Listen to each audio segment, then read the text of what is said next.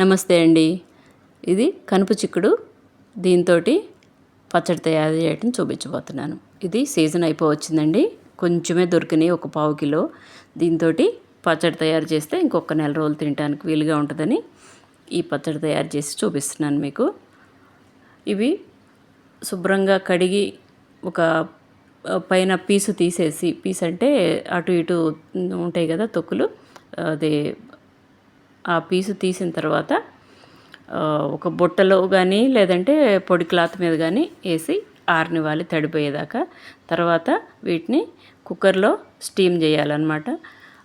ఒక వెడల్పు ప్లేట్ వేసేసి కుక్కర్లో అడుగున నీళ్లు పోసి ఒక 7 నిమిషాలు స్టీమ్ చేసి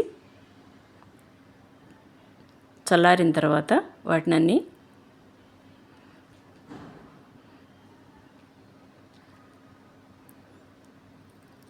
ఇలా వస్తాయి అన్నమాట.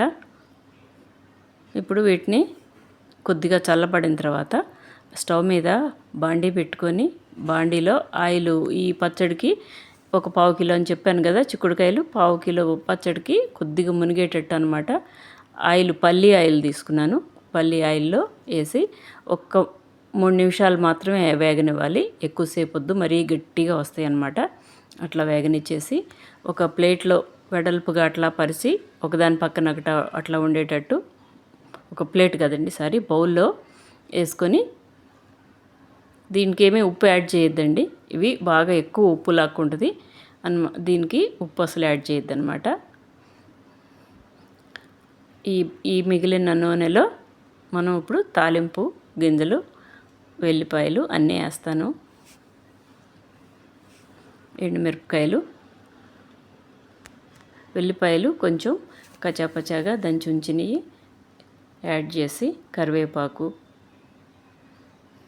అన్నీ యాడ్ చేసి, మీకు ఆల్రెడీ టమాటా పచ్చడి తయారు చేయడం చూపించాను కదా, దాంట్లో తాలింపు వేయకుండా ఉన్న ముడి పచ్చడి తీసుకొని ఒక 200 గ్రామ్స్ దాకా ఈ ఆయిల్ మీద టమాటా పచ్చడి యాడ్ చేయాలన్నమాట.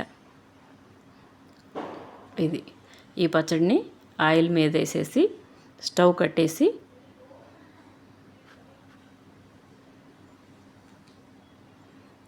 బాగా కలిపిన తర్వాత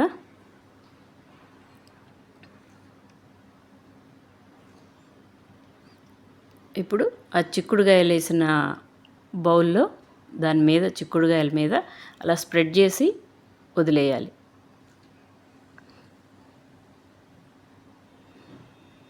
అట్లా 4 రోజులు ఉంచాలండి.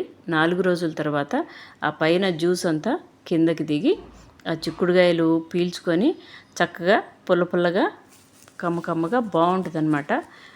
ఇది మామూలుగా బాగుంటుందండి. దీనికి ఇంకా మీకు ఘాటుగా కావాలంటే కొంచెము నూనెలో కారం వేసి అది యాడ్ చేసుకోవచ్చు. మామూలుగా అయితే ఉప్పు కారం అస్సలు వేయక్కర్లేదు. మీకు ఏదైనా తక్కువ అనిపిస్తే అప్పుడు కొద్దిగా యాడ్ చేసుకోండి. నేనైతే ఏమి యాడ్ చేయలేదండి. ఆ గింజలది ఎక్కువ లాక్కుంటుంది అనమాట.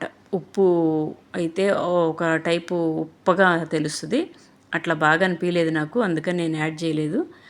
మీకు కావాలంటే కారం మాత్రం చివర్లో యాడ్ చేసుకోండి, నూనెలో కలుపుకొని. ఇది టేస్ట్ బాగుంటుందండి, కానీ మరీ ఎక్కువ రోజులు నిల్వ ఉండదండి. ఒక్క నెల రోజులు ఉంటుంది. ఊరినే గట్టిగా అయిపోతాయి అన్నమాట గింజలు. మీకు ఈ వీడియో నచ్చినట్టయితే లైక్ చేయండి. థ్యాంక్స్ ఫర్ వాచింగ్ అండి.